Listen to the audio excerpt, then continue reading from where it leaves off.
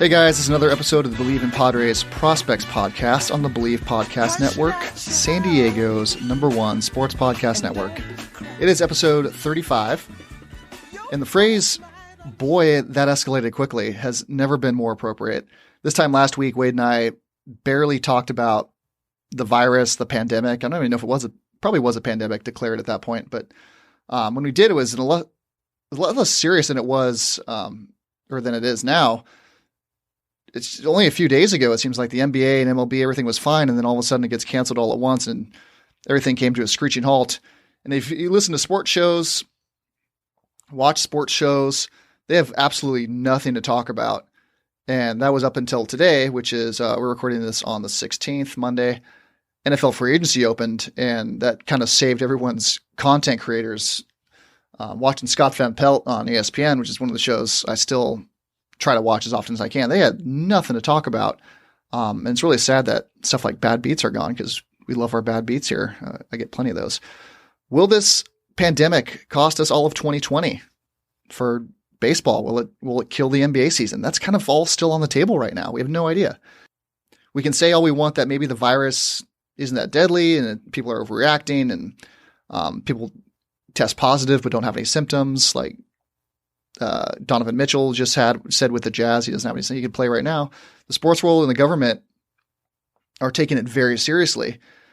And I take the idea of no baseball very seriously. So even though maybe I'm not necessarily scared for my health or I'm not even that worried about the economy, honestly, but I didn't think this could happen with sports. And here we are. This is the first time in my lifetime, 32 years old, and nothing like this has ever happened, luckily, and hopefully it doesn't happen again.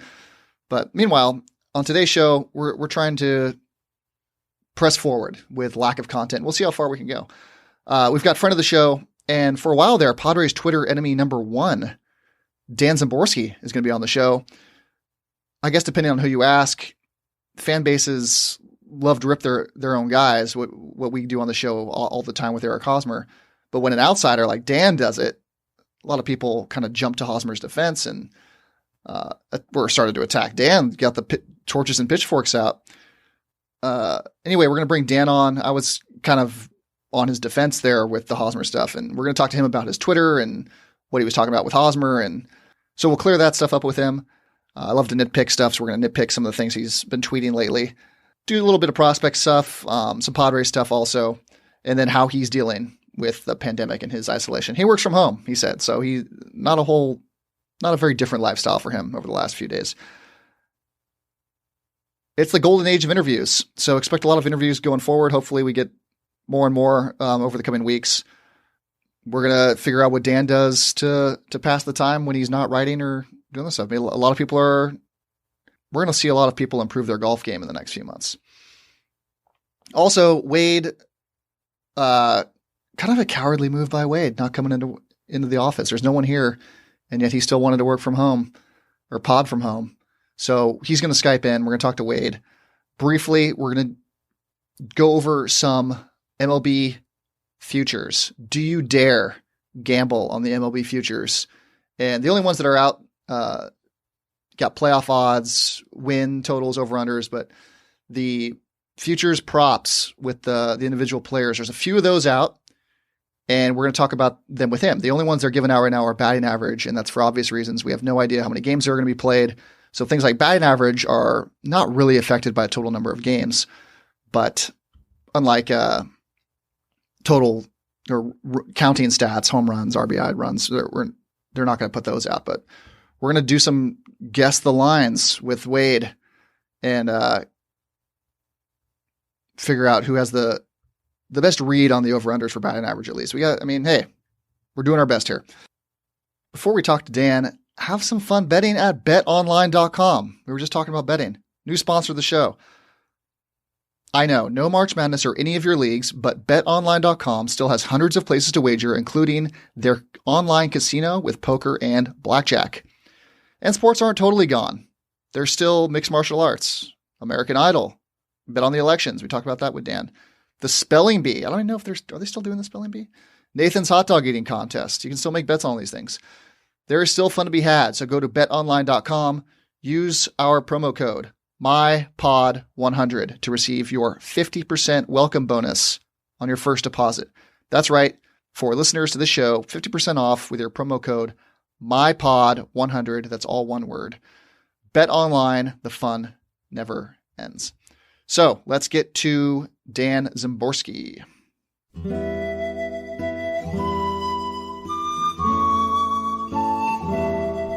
Back joining us with another appearance on the podcast, we've got Dan Szymborski. He's a senior writer at Fangraphs. He's an ESPN contributor, Zipstatician. And can we just say nerd at this point? Baseball nerd, regular nerd? I never denied that. So it's perfectly okay. Is that in the Twitter bio or on your ESPN bio? For a while, I put nerd of the people on, but there were a lot of obnoxious things to fit into my Twitter profile. So I'm not sure if it's still there. But at this point, I mean, based on what I do for a living, I do a lot of projecting of baseball players using a non-parametric model. It's kind of a thing. I don't think I can say, yeah, I'm the James Dean of baseball writing. It's not going to happen. I've been trying to think of who your voice reminded me of, and it finally just hit me. Have you ever gotten any comparisons on the voice before? I've heard Ira Glass before. I'm getting Tristan Cockcroft from you. You think? Yeah, I met Tristan, but I didn't really analyze our voices. So, but I like Tristan. He's very tall. Is he? How tall is he? I don't know. He's like 6'5" or 6'6". He's a big dude. I would never have guessed that. I've seen the picture of him before, so I have an idea of what he looks like. But kind of like him and Dan Le Batard, sneaky tall. Also, it's hard to gauge height. Are you tall? How tall are you? I'm not tall. I'm about 5'11", so that's about average. Oh, that's very solid. Yeah, I'm above average for weight though, which is just if you consider that a good thing. Like, I'm above average. I forgot to mention, follow Dan here on Twitter at @dzymborski. If you don't know how to spell Szymborski, you should be able to figure it out by now. Yeah, Google will fix it. You know how weird I am after all these years of spelling it. And complain to him on Twitter about Eric Hosmer. That's where you should send all of your Eric Hosmer complaints. It's to Dan. I think I've said all the complaints. Oh, we're gonna get into that. So you caught a bunch of heat. What was that? A couple weeks ago? More than that, maybe. Everything's kind of compacted since all the coronavirus. It's pre-corona and then everything post-corona. There's two different lives we've lived since then. But here's the thing: it might help his war. It can't hurt. I wouldn't think it would hurt. The contract is a little bit better because it doesn't look like they're getting paid. So yeah, save the Padres some money, I guess. Yeah, just took a pandemic. That's horrible, but hey, that's what we got to work with here. Yeah, you had to have your sense of humor in things like this. So that's what I always say. Yeah, if you can't joke about Eric Hosmer and you can't joke about the pandemic, then what's the point? You're gonna have a rough couple months. Yeah, it's gonna be really boring if we're too nice for 2 months. Did you expect that kind of backlash to Hosmer? Because I thought your initial criticism of him was pretty mild, considering what I do to him on the show once a week. Yeah, I'm surprised. I'm a little more surprised than I was when the contract was signed, because when it's signed, at least people could say, hey, he's coming off an okay season with the Royals. He may not be the worst player ever. And, I didn't buy that it was a good contract by any stretch of the imagination, but there was at least some uncertainty there. After 2 years of him being, pretty lousy, it just seems weird for people to get more angry with me. It's like, but why am I in trouble? I was right.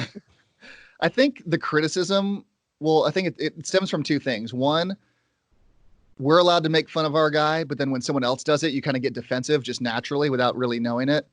And then two, I think some people, at least on local radio, I heard some of the people say like it was the way you did it, the tone was just a little harsh, and they didn't understand where the animosity was coming from. But that was much later in your tweet barrage. I think you opened up with kind of just a standard. Yeah, hey, you guys realize this isn't good. Yeah, I'm usually pretty silly, so it's usually weird for people to think that I have some kind of like anger about anything. It's really hard to get me angry about pretty much anything. What have you been up to the last few days? Seems like every day things change drastically, or every few days. A week ago when I was doing this show, the world was a very different place, and now Every major sport has been canceled, postponed. What have you been doing to keep yourself busy? Well, the good thing is since I work from home anyway, Nice. so it's not like it's been a huge culture shock for me compared to some people. People that are in the office all the time and do that kind of thing. I don't travel to an office. When I worked for ESPN full time, I mean, I was up there like a couple times a year. They didn't really need me. They didn't give me a show, which is probably a smart thing. Uh, and for Fangraphs, I mean, there's not really an office to go to. I mean, I'm not going to just show up at Dave Appleman's apartment. That would be kind of weird. It hasn't really changed. I've probably adapted better than most. I'm still writing because even though we're not having baseball to cover, we covered baseball all year anyway. So we're still just kind of in off-season mode. Uh, we still have content, and with people home, they still come to the site since they don't really have that much else to do. But haven't you, in the off season, you have like a strict schedule of things that are happening? And Yeah, then, it's definitely a change, but there's stuff to write about. The good thing is since there's always I always have a to-do list of data projects to work on, so I am able to kind of fill my time in a productive way. I mean, I still play a lot of video games, but I did that anyway. do you think there's a real chance that this baseball season doesn't even happen? Similar to not similar, when the season in 94 was cut short, and we all remember that here because that was the season Tony Gwynn was going to hit 400, and then the season was just lost and there was no playoffs and no World Series. Do you think, I mean, I hate to say it, but every day we're getting closer and closer to potentially missing the whole season. Do you think that's in the cards? Well, it's hard to say because you have to see how this progresses. I mean, they say that the better we do at flattening the curve, the longer we delay the peak, but we save lives. But then again, you see so many articles and pictures of people in bars and doing stupid things that you kind of think, yeah, we're not going to flatten the curve. Everyone's just going to kind of get sick in the next couple months. Do you see the Twitter? I mean, Twitter's blown up with the drone footage from one of the beaches in Miami. I forgot where. One of the beaches in Florida where it was just packed with spring breakers and people going to clubs and bars and stuff. Do you think we should just quarantine Florida? Is that possible? I guess that now I get a joke that someone sent me. I hadn't really seen that. And I said, I tweeted, please, nobody have a coronavirus party. Let's get through one crisis without looking really stupid. And someone said the party's already happening. It's called Florida. And I thought that was a generic Florida joke, but I did not see that. But it doesn't surprise me. Whatever disaster is happening, you can count on someone in Florida to have a such and such party for it. It's guaranteed. We're going to talk about baseball, more baseball, I promise. But I wanted to do a thing where we go over some of the things you've been tweeting lately because you tweet some really interesting stuff. That doesn't sound like me. Are you sure? I just tweet whatever dumb thoughts pop in my head, and there's a lot of dumb thoughts that pop in my head. And those are my favorite, and that's what I need clarification on.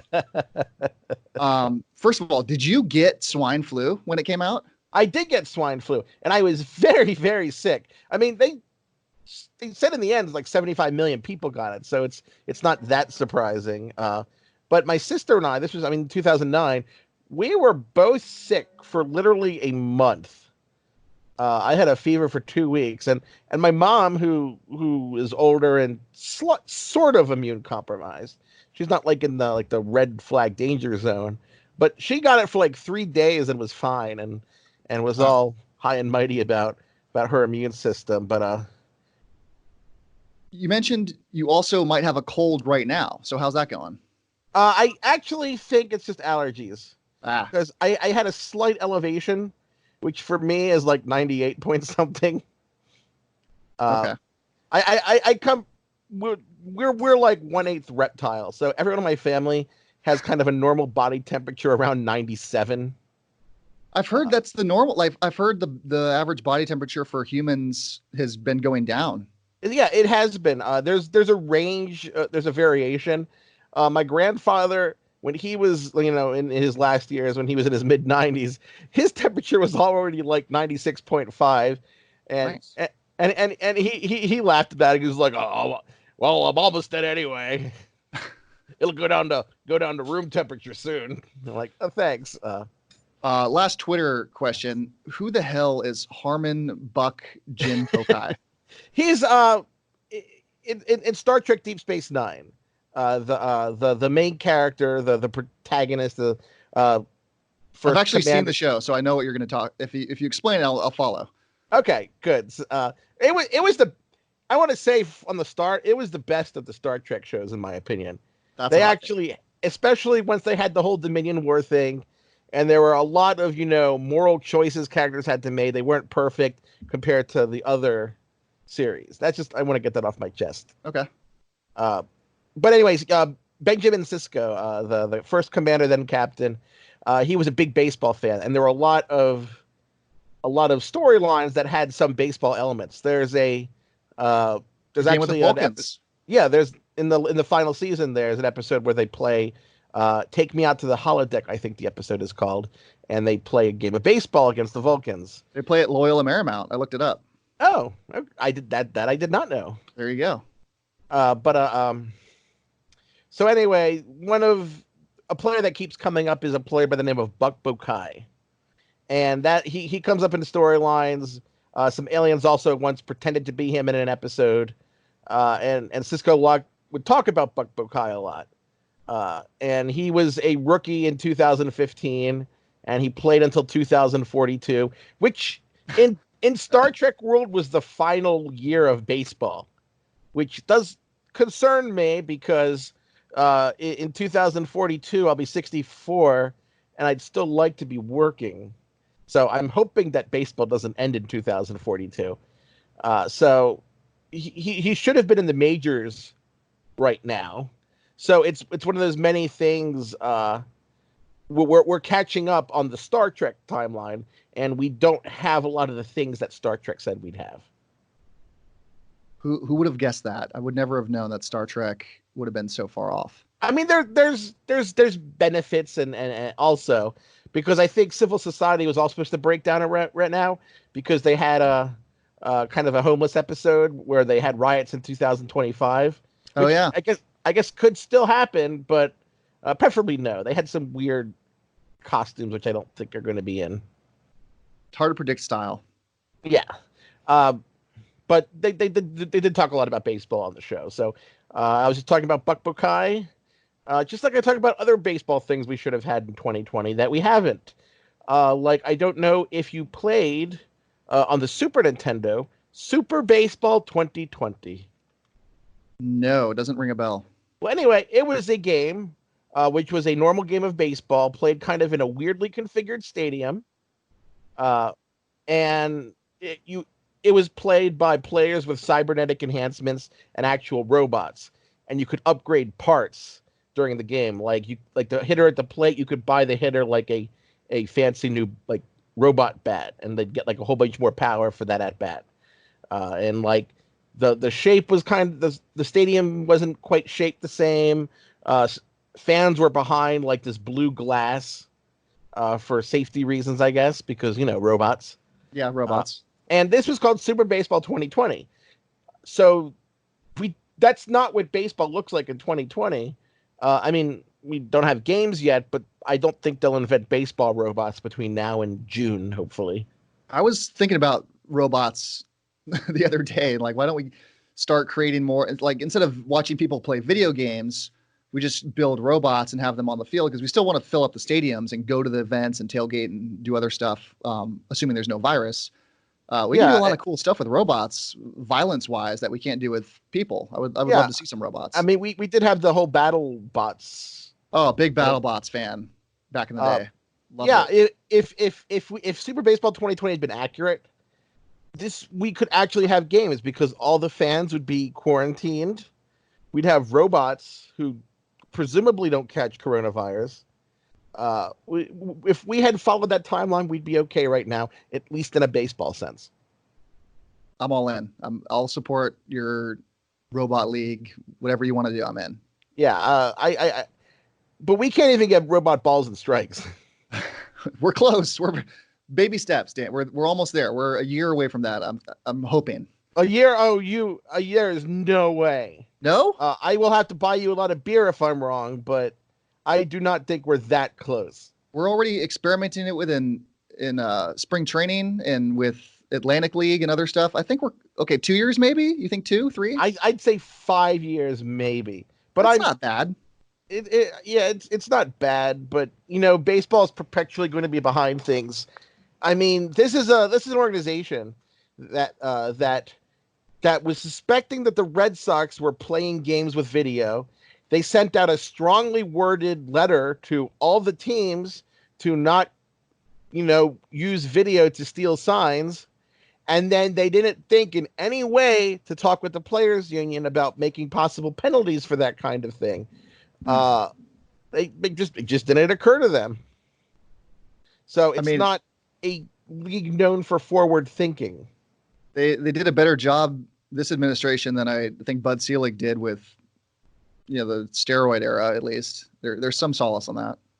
Yeah, but I think in the end, I liked having Bud Selig as the commissioner better, which is one of those things you tell yourself when you're frightened that you told yourself that.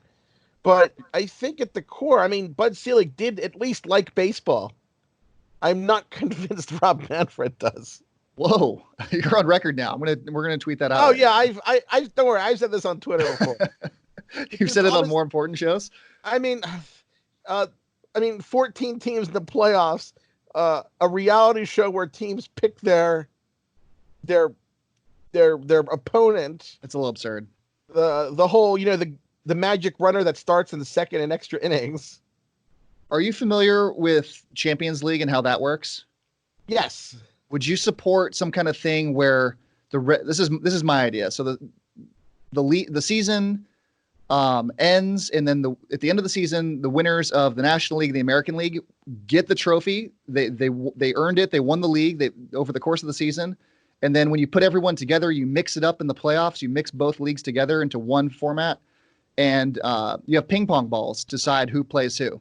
And the teams that in the first tier, the teams that at the top, the 1, 2, 3, 4 seeds, are in one tier, and they pick ping pong balls based off the next tier of teams who they would match up against. Do you think that's a good idea? I'm not crazy about that part. I wouldn't mind the mixing of leagues because there's really no difference between the AL and NL when it comes down to it. Yeah, there's a designated hitter, but it's not like teams do anything differently because it's a designated hitter. We have daily interleague play. I think we're actually going to have the DH in both leagues, probably before the robot balls and strikes. Yeah, I've changed my mind on this recently in the last year. I'm all for the DH. I think anything to make the sport more appealing and move it along and get more action. The pitcher is just a non-action event, and if I want more action in baseball, that's one way to do it. And says get rid of the pitcher. My feeling is that when we went to daily interleague play, that was kind of the signal that the NL would eventually have the DH, because as it is now, it puts NL teams in this really awkward spot, because before, when you had the interleague play be like this one period earlier in the year and this one period later in the year, NL teams could plan around that. They could have someone like Willie Mo Pena, Willie. Good old Willie Mo. I was always disappointed when he was a prospect and I found out he was Willie Mo and not Wiley Mo, because Wiley Mo sounds so much cooler. I loved him in all the video games. He was a stud. I always turned him into one of the best players in the league, and it just never happened for him in real life. Yeah, because really in older video games, you never really were rewarded for a player's plate discipline, because you were doing the plate discipline essentially. I swing at everything. Yeah, games are still trying to figure out how to reward players for that, for having high plate discipline. But I get off topic on that. But NL teams could plan around that and have an actual DH. But now with DHs scattered throughout the season, they can't really have, a designated DH. And AL teams in those games are generally playing a player who's more or less fullish time at DH. While the NL is just putting whoever they want in the lineup and is kind of maybe injured a little at the moment.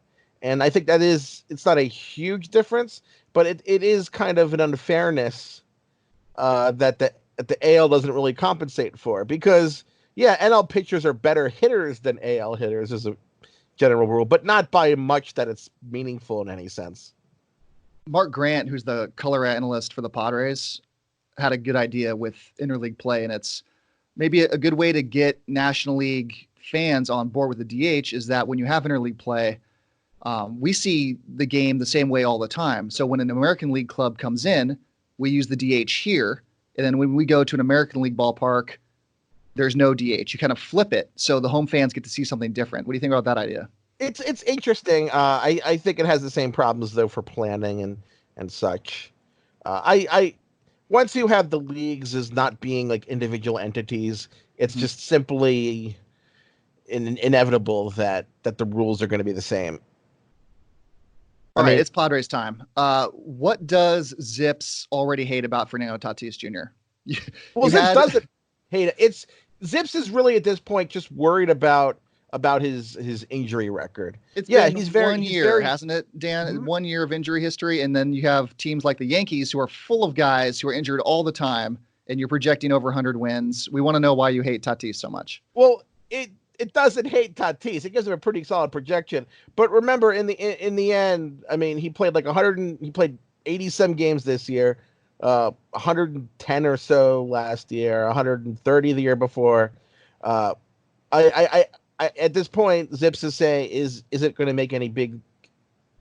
It still has him among the top 5 players for the next decade, but it's not going to commit to more playing time until he's healthy. Okay. For the Yankees, it's not. Zips doesn't really project anyone to be healthy. It just predicts that the Yankees have a fairly deep roster, not quite as deep as last year. They've lost a couple of their spare parts that they had around, but they're pretty well equipped in Plan Bs compared to the rest of the American League. And really, I mean, Zips gave the Padres overall probably, I believe, the best projection among the projection system projections, because if you go, I don't know if you've seen them, which I called the obscenely early Zips projected standings last month, which haven't changed that much since things. Yeah. Zips did have them at 87 wins. That's the most optimistic I've seen, and what I generally use is all the casino lines. What do they say out in the desert for my wins, because they tend to be on it every year after year, and the highest I've seen is 83.5. So if Zips has them at 87, that's Zips high. Likes the Padres overall, even if it's a little pessimistic about Tatis's playing time. So I wouldn't get too greedy, because then you're tempting fate when you're complaining about 87 wins. Oh, we're not. We would be thrilled with 87 yeah, wins. Well, the mean projection at that point was 87 wins, 51.6% playoff shot. So you're telling me right now, go bet the over? I probably would, but at this point, given the uncertainty of the season, I wouldn't bet at all. That's a good point. I'm sure they do no action for all those bets, those season-long bets and stuff. But not because there won't be a season. It's because when you have something like this, the uncertainty goes up so much. Yeah, fewer games means more volatility. I'm actually doing a piece where I reproject the season with no changes other than the number of games, just to kind of illustrate this kind of volatility. And I'm not a habitual bettor that compulsively bets on everything. I bet when I see opportunities, and when I see volatility, I get scared unless I'm paid a lot for volatility. And Vegas does not pay you for volatility because it knows that most people betting don't give a crap. If there's a scenario where we do get maybe 120 games this season, or maybe even 100, do you see that being a really successful season for baseball? And what I mean by that is we get a shorter season. There's less drag on the season. There's no summer months where there's nothing. The dog days of summer don't happen this year, and we get 110 games, and we're like, whoa, that was a really fun baseball season. Maybe we should consider cutting some games. They probably won't, because there's a lot of money involved. Yeah. If they don't have the same number of games, there's a lot less TV money coming in. There's a lot less gate revenue coming in. And the thing is, a lot of their capital expenses don't go away in a shorter season. Mike Trout isn't paid per game. So I don't see any realistic. I think you would have had to drag owners kicking and screaming to do 154 games. To make them do 100 permanently, they would have to have a huge benefit to doing that. And I don't see it being that much cooler. I think that when baseball comes back, if everybody still has money, I think it'll be pretty exciting because people have had a lot of nothing going on for a couple months at that point. My guess right now is kind of a 2-week spring training in late May, maybe, and maybe like a June 1 or June 15 start. And baseball does have some options. You could run the regular season through the end of October and play the playoffs in warm weather cities. You're a proponent of that. Move it to a neutral site. I saw that thrown out there. Yeah, I wouldn't suggest that every year is like a new policy, but I think for like a one-off year, everybody would be cool with it if it meant we got more baseball. I think it'd be fun just to see something different like that and throw it in a neutral site, kind of like World Baseball Classic. And I think fans would still show up no matter what. And I think it'd be really a fun 1 year kind of just weird season to have. I think I'd be interested. Yeah, because I mean, teams expect the possibility of playing until the end of October. So it shouldn't be a problem stretching a regular season out to that if you had that option for November baseball in Florida and Texas and so on. And of course, the limited domed stadiums. I mean, they could close Rogers Center. It does have a roof, unless they took it off and I forgot. And I would say, sorry, my phone rang. You got some food arriving? No, I don't know who it is. It's someone from Philadelphia, and I don't know who I know in Philadelphia. So I'm just going to let it go to voicemail. But anyway, even if you start July 1st and you have 4 months of baseball, July, August, September, October, you have 4 months of regular season baseball. There's normally 6 months in a season. So you could play 2/3 of a season. You could still play 108 games starting July 1st if you push the playoffs to the warm weather cities. And I think that would still be a real season. It would give us, 3 months to kind of, deal with this pretty awful situation. And then you still have baseball because we want there to be baseball. Because I'm a baseball writer and I like to write baseball and get paid for writing about baseball. Got to write and you got to get paid. Yeah, those are good things for me. Before the season was kind of put on hold, spring training, I know you see spring training stats and you think immediately that's going to carry over to the regular season.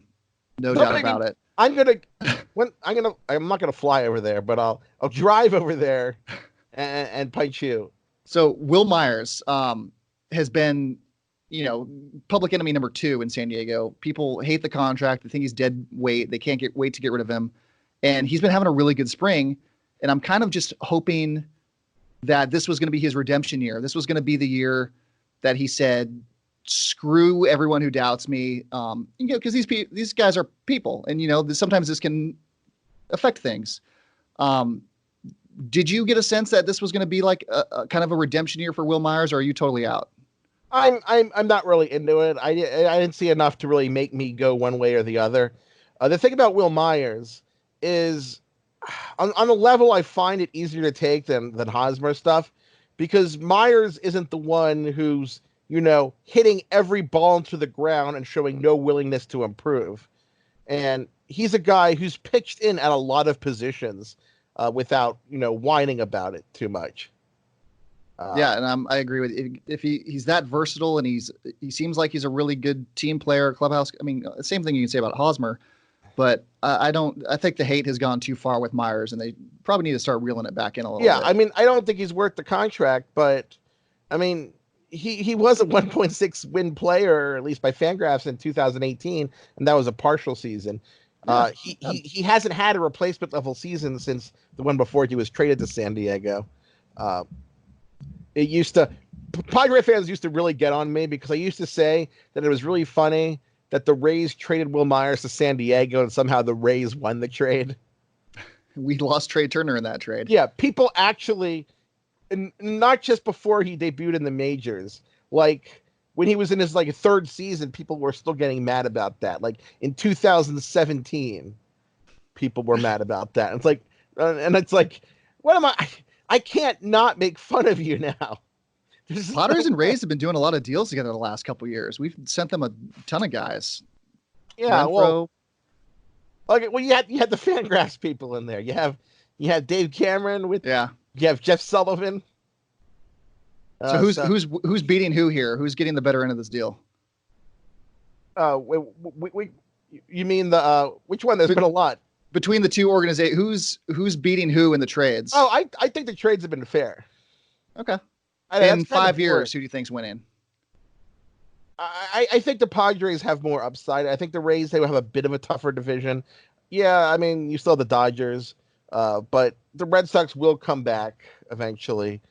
And the Rays have, they have such a small margin for error because, I mean, the Padres don't spend like the Dodgers do, but they don't spend like the Rays do. And when you have a team that won't even spend, $100 million ever, that gives them a smaller, a small margin of error. It can go south really fast. They do a good job with what they have, or what they're willing to spend. But there comes times where you have a problem, and money is a good way to fix it. And the Rays just don't do that. At least all three of those, the Dodgers, Rays, and Padres, are the top farm systems in baseball the last couple of years, and it looks like they're going to continue to be the next couple of years. So, not a big margin for error with the Padres and the Rays, but at least they have the farm systems to back that up. Yeah, and the Rays absolutely need to, and I guess the Padres, because they're probably not going to give any more that many more $144 million contracts. And the Dodgers, just the rich get richer, I guess, and they're going to be good for a long time. Yeah, it is frustrating that the Dodgers are so good because they spend a lot of money, but they're also very good at hoarding their best prospects. When they have a guy they don't want to trade, they do not trade that guy. Yeah, Gavin Lux. Yeah, and before him, years ago, it was Clayton Kershaw, and then it was Walker Buehler. Corey Seager, Yeah, those were guys that they would not trade. And every trade deadline, these names would come up, and it'd be like, no, it's not going to happen because the Dodgers will not trade you that. There were Twins fans, before Brian Dozier declined, Twins fans thought they were going to get either they thought they were going to get Walker Buehler or Alex Verdugo for Dozier. And I'm just saying, that is not going to happen. There were Red Sox fans this winter that had this kind of belief that somehow they were going to get Lux and May for a year of Mookie Betts. And I'm telling them, no, that trade will not happen. I always give my friend Dustin, who's a huge Dodger fan, and he's been on the show before, a lot of crap because Friedman treats the team like it's a small market team hoarding prospects, and it's hard for him to part with any of those guys, let alone the top ones. So I was even surprised that he included Jeter Downs in the deal for Mookie Betts because he hoards all his prospects, like you said. Yeah. I'm sorry. I just got a message from the person that emailed me. He said, I just realized that I forgot to give you your bread. I set it on the passenger seat so it wouldn't get smashed. I'm on my way back with it. Oh, that's so nice. That's the end of the show, right? I'm going to put that at the end of the show. I wish I had more cash to leave her. That's funny. Yeah, because... So is she going to turn around? Yeah, she's coming back and she's leaving bread. That's awesome. What kind of bread? It's just store brand bread. That was all the bread they could find. Luckily, before this whole thing happened, I was at the store and picked up some challah. Are you familiar with challah? I love challah. It's the best. My grandfather was a New York Jew, so I grew up eating like challah and lox and latkes and well, I wasn't really into the chopped liver. My mom was, though. All my friends growing up were Jewish, and I'm not, but because those were my friends, and that's all I knew. I ended up going to Jewish summer camp when I was little, so I got to learn about all that stuff. Oh, my mom did too. It's funny because she did go to Hebrew school when she was young, and my grandmother was German, so my mom was like the most Aryan-looking Jew of all time. Blonde hair, blue eyes. She actually spoke German before she spook English. She would have fit in great in Germany in the 40s. Yeah, but we should go there. But she talked about going to summer camp, like in the Catskills, like for other Jewish girls with semi-wealthy parents. and she talked about their camp, about how they had the chef and a library, and like this wasn't really a summer camp. This was like a hotel. Wow, that's different than my summer camp. Yeah. We'll get you out here in just a couple more questions. What is your go-to social distancing activity in crunch time? What would you recommend that people do with all this free time on their hands? Well, I play a lot of video games. I have my Steam library is already large enough that I need to live to be about 120 to play What's all the the go-to games. Steam game these days? Well, let's see what I've been playing. I've been playing the Trails games, Trails of Cold Steel, Trails of in the Sky, the Falcom Japanese console games. If you're into that kind of console role playing game, kind of that whole Final Fantasy path, as opposed to more Western RPGs like Elder Scrolls. So, Unfamiliar, but I'll take your word for it. pardon? I'm unfamiliar, but I'll take your word for it. Well, someone might know what I'm talking about. Yeah, somebody. That's why that's why I asked. Someone will know. Yeah, well, the PC version of Trails of Cold Steel 3 is coming out next week, so I'm going to be playing that. I actually already own the PS4 one, but I want to play the PC one because I prefer to play games on the PC. So yeah, I'm buying a game twice. That's privilege. And I have the PS4 version of the fourth game in the series that finishes up this series, and it's in Japanese, which I don't speak. But I do have a spreadsheet of translations. So after I play through it the Trails of Cold Steel 3 on the PC, then I'm going to play Trails of Cold Steel 4 on the PS4 without knowing the language it's in, which will be fun because I have done that before. So you're playing games and also kind of studying a second language. You're killing two birds here. But I'm not really learning anything. Ah. I'm actually going completely oblivious and not learning anything. I played. But you could if you wanted to. I played through their. They had two games in between these two series that haven't been translated yet. I went through there with all the voices in Japanese. I don't think I picked up a single word. I do not have a flair for language. Me neither. I've tried and I got decent at Spanish, but not really. And then I lose it quickly, and I've just kind of given up. I don't think it's going to happen. I was a mediocre Spanish student. I tend to. I never did great at classes unless I was motivated to. And then if I'm not motivated to do something, it's almost impossible to get me to do anything. But I actually can get by. Yeah. Okay. For people that gamble and are going through serious withdrawals right now, what would you think would be the next game to start betting on? Darts, cricket, lawn bowling? Is there any obscure sport that you're going to bet on and then you should recommend to all the gamblers out there? I don't think so, since I'm not a compulsive bettor. Maybe you could, you could bet on politics, which sounds terrible, but people do that. That's a big one. Yeah, I don't like doing that because it's just, I don't want to think about politics any more than I have to. I'm certainly not going to make it interfere with my enjoyment. I guess you can play online poker if you really want to gamble. I mean, that's more of a thing than it has been since it's legal in more states now. I know a couple of my friends who have Pelotons are all going to race each other tonight as a thing to do to kill time, and they're gambling on that. So maybe you just need to start inventing your own things to bet on. That feels kind of sad though. It's an exercise bike you pay a lot for. Yeah. And then you have to pay a monthly fee for it. Yeah.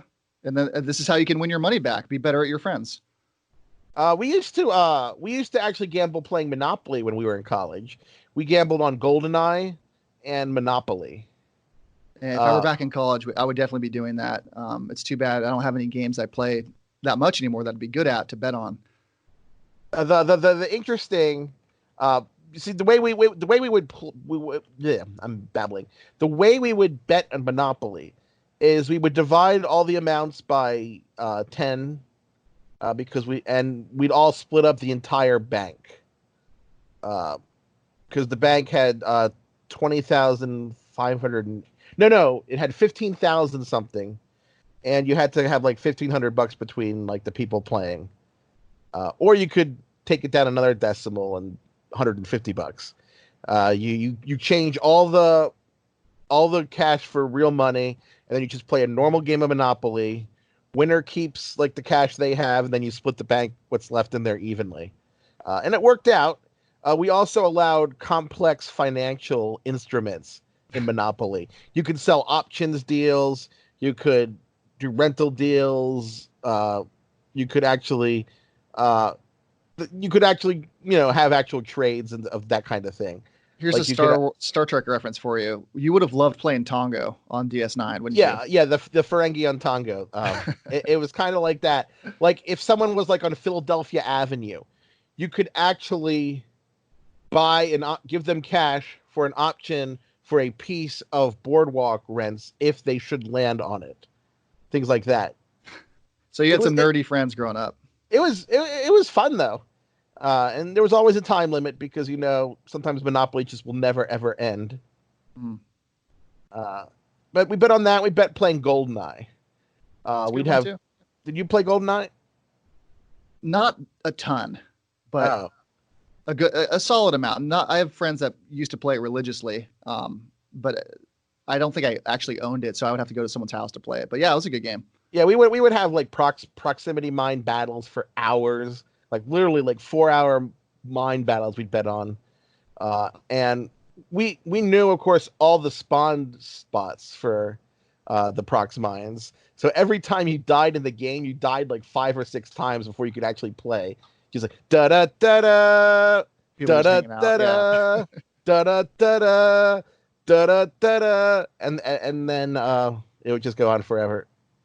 Eventually, you could play once they ran out of mined spawn locations.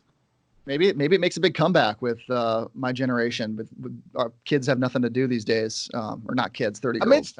I mean, battle royale games are. I mean, I still play them. Not as good as I used to be at reflexes and wise. I still play them, and they're kind of spiritual successors in a way. But they don't have the same rule set. Like you weren't allowed to be Odd Job or Moonraker Elite number 2 because they were shorter and they were harder to hit. And the rule was that if someone got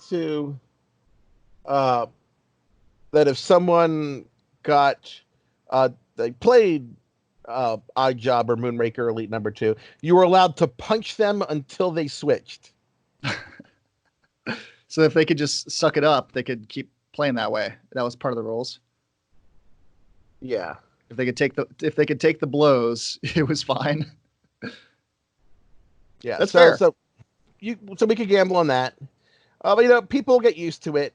I know it feels weird to not have internet. I mean, no, we do still have internet. That's how we're talking. We do, yeah.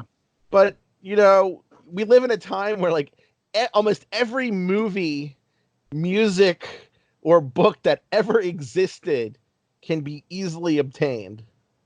So I don't know. We've been training for this moment our whole lives. Yeah, I don't know we can complain about because what do you do like in 1920 when the electricity is out? You just kind of go to bed. That's it.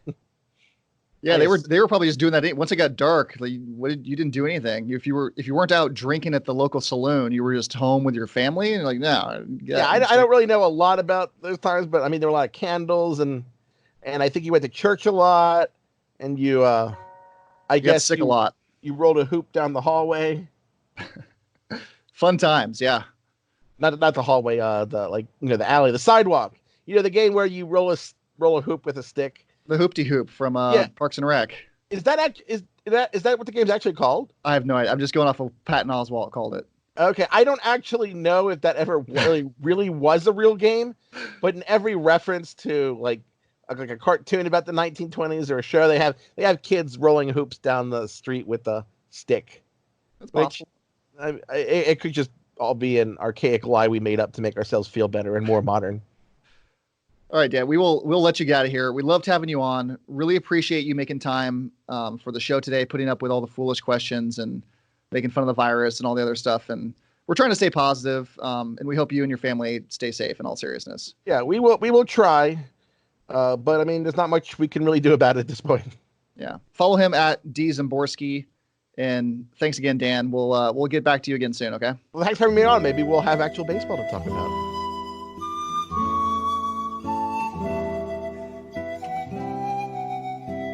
big thanks again to Dan. He's probably number one in the pandemic podcast episode guest rankings list as a guy that can really just, you turn him loose and he can just talk about anything. Love having Dan come on.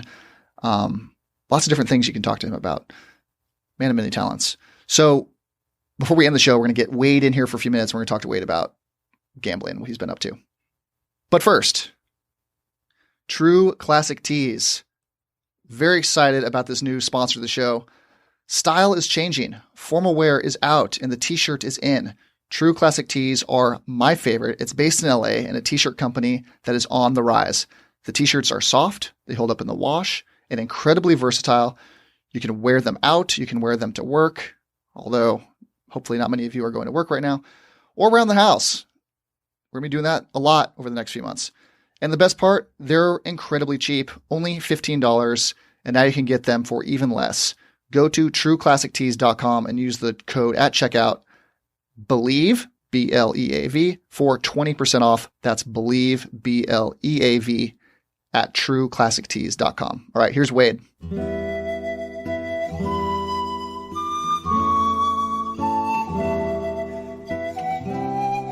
All right, bringing in Wade. First time doing a remote show with Wade, not in studio. What's up, Wade? What's up, man? Didn't want to come into studio, this thing that's going around. Yeah, because there's so many people in the studio, there's like me and that's it, so I can understand why you would want to be around a big crowd. I don't know where you've been. You've probably been out like slumming it in the bars in Pacific Beach, watching no sports. I've been trying to find places to bet or things to bet on, and it hasn't been going well. We should start a marble racing league. A Marvel Racing League? What? Marbles, little round. Those are really cool. I love watching those. I know, right? I'm all in. So recently, some of the sports books have been putting out our first MLB futures lines, which I've been waiting for weeks. And now that the season's in jeopardy of being canceled, this is the time they choose to put out the lines. That was very frustrating. What lines did they even put out? So in addition, they've had the playoff odds and like over under win totals for a while now, but I wanted to get into like the nitty gritty futures player prop bets. So over unders on like home runs, RBIs, stolen bases on players. And we can't do any of that because we don't know how many games are going to be played. Right. So what they put out was batting averages for a whole bunch of people. And that's enough to satisfy me for at least a little bit. I'm going to bet a ton on these. I also bet on that the season about a week, 3 or 4 days ago, I bet that the season would start before May 3rd. And I'm going to have to take the L on that already. That's already lost money. Did they already cash out? Did No, already take but money? I'm just sure that there's no chance that happens now. Wouldn't you agree? Yeah, there's absolutely no way. I'm thinking mid-May at earliest. Yeah, that's what they're kind of saying, late May at the earliest, and I'm pot committed to May 3rd. So because they're still going to need to do a spring training, don't you think? For at least a week, yeah, because pitchers, there's only so much you can do without a game. I don't think pitchers can just build up in a bullpen and not face live hitters and just go out there and start games that matter. Yeah. It's okay. So we're gonna go over the batting averages of everybody. They don't do all the Padres, but you and I are gonna try to guess the lines on the 4 Padres that were put out by the sports book. The over There were under only on 4 that were put out. What's that?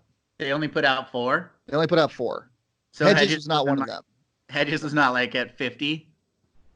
They spared Hedges' feelings by not putting him in here. So who we're going to be guessing is Tatis, Machado, Pham, and Hosmer for some reason. Your favorite player? I mean, if all the people to guess the batting average line for or any of the lines, Hosmer is probably my favorite, to be honest. Well, I can't wait. Wade, you want to attach any stakes to this between you and me? Yeah, I mean, I haven't bet in a long time, so sure, I'm up for anything. Have you been practicing your lefty pitching? I've been meaning to talk to you about that. I figured out about the first week I was home, I have nowhere to practice this. So I think we're going to have to call this bet off. Whoa, we can't just call it off. I have no one to throw with, and I have nowhere to do it at my house. So how am I going to practice? You should have thought of that before you made the bet. No, the bet's off. No, it's on record where this bet is not off. That's 100% off. We'll take it to your Padre tickets. No, we'll talk about this later, but the bet's going to be off. No, the people need to know that you're trying to flake out on a real bet.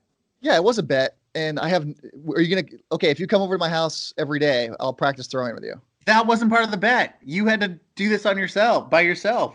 We'll figure it out off air. Anyway, what's the bet for this? Whoever picks closest to the line the most gets what? I don't know. How about you pay for all of my drinks the next time we hang out? What if I win? Yeah, reverse. Use your imagination here. Yeah, the loser pays for the other person's drinks the next time. How do I know you're not cheating? We're not in the office together. How do I know you haven't just looked up these Bovada numbers and are going right off of it? You have to just trust me. You don't trust me? I mean, you're back out on bets, so sure, I'll make a bet with you. I can just back out, right? Fine. The other bet's on. Are you happy? All right, then yeah, I'll do this bet. All right. You trust me? Yeah. Circle of trust. Wade, you're in it. So the first one we're going to do here is Fernando Tatis Jr. The over-under, I said 281. Wade, what'd you say? 287. 287. That's pretty high. And considering how high his BABIP was last year, I think his BABIP was, over 400 or something? Does that sound right? Yeah. And he was a contender to win the National League batting title for a while until he got hurt for a second time. The over-under, 275. So I'm going to win that one. Wow. Don't you think that's pretty low? I thought I was being conservative with 281. 275. Yeah. Bovada has no faith in Fernando. Very little faith. So that's 1 point for me, Wade. You're down. Okay. 1-0. Next one, Manny Machado. I said 260. I went pretty low here with 260. What'd you say? 269. You son of a bitch. All right, you're going to get this one. It was 280. I think that's really high for Manny. I would take the under on that. Yeah, the second we get off air here, I'm going to bet a lot on the under because he hasn't hit 280 in a while. He hit, I think, 255 last year. I expect him to go up a little bit, but 280 seems a little. Fernando's only hitting 270 in front of him. Like, he's not hitting with runners on base, according to Bovada. Doesn't make any sense. I don't know. I don't know what they're thinking, but you tied it up. It's 1-1. Nice. We got 2 to go here. So no matter what, one of us is going to be in it. And a tie, I guess we'll push things. Okay. Okay. Tommy Pham. I said 280. What did you say? 271. You got it barely. It was 275. So you were off by 4. I was off by 5. Nice. That was a good one for you to win. That was huge. Sealed it. At least a tie. At least a push. Going into the last. I feel like I have to win this one since you're just so anti-Hosmer. Going into the last player, it's Eric Hosmer. Probably the most fun guy to pick batting average for. Hedges would have been fun too, but Hosmer, I was close. I was really close here. I said 263. I was at 262. You were 262, really? Yeah, it's written down here. I can have Lauren check. And I said this to you before we started recording, or was it when we started? I was going to guess it. I had it right on, and I felt like changing it just a little bit. And I would have had it right on. It was 260, so you take it. Yes. You feel pretty good about yourself now? 2 weeks in a row. What's 2 weeks in a row? Me winning bets on this podcast. Oh, the other bet's far from over. Oh, you're going to practice again now? Oh, yeah. I'll do anything to just spite you. You've reinvigorated me to find a place to. I'll throw into the side of my house now. I don't care. Yeah, just get a tennis ball and go out there. Throw against your wall. I need to get one of those weighted training balls. Yeah. Or one of those like ones that comes back to you so you can play catch by yourself.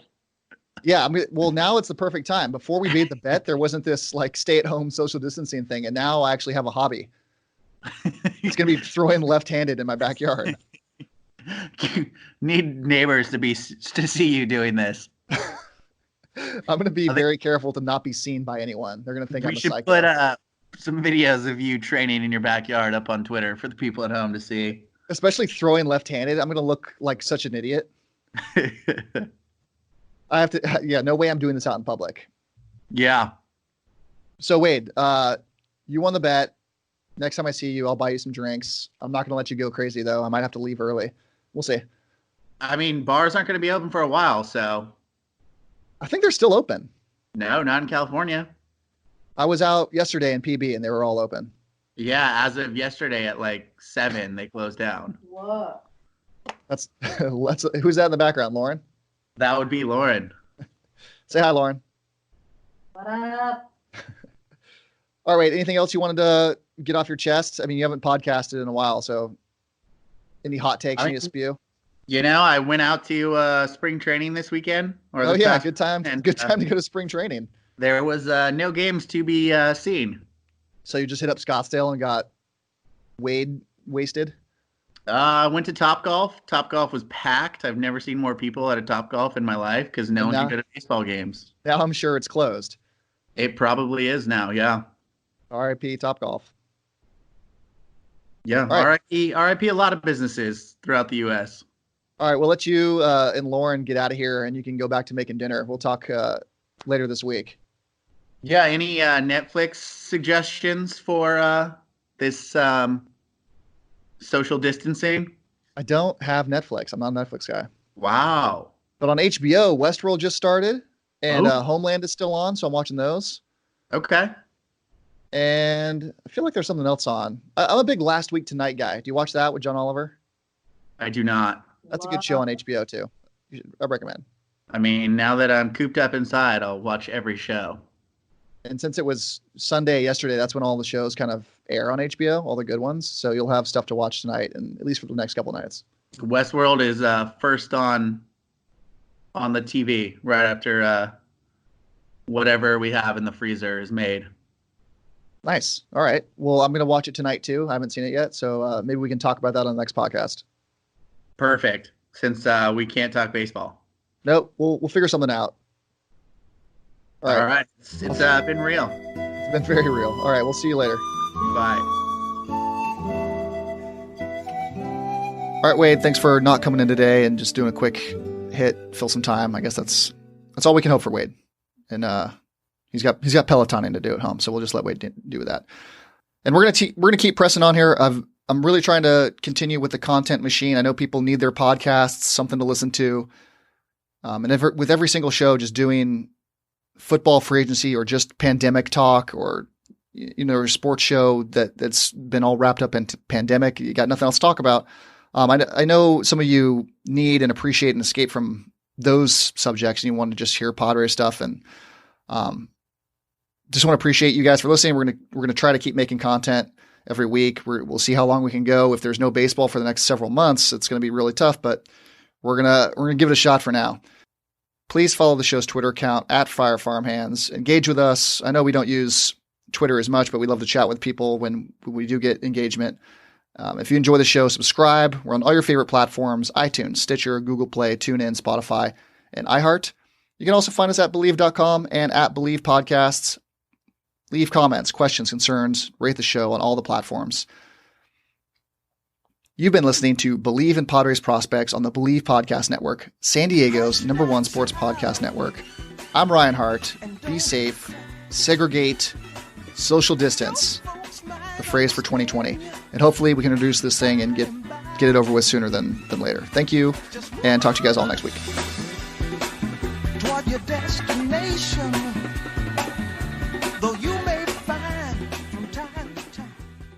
Sorry, the shopper who was shopping was asking if 2 12 packs of Coke was okay because I asked for 124. I don't know why. I don't know why it wouldn't be. I don't think that's necessarily something you have to ask me. That's a big deal. He's got to clear that up. Yeah. So I'm trying to do this one-handed.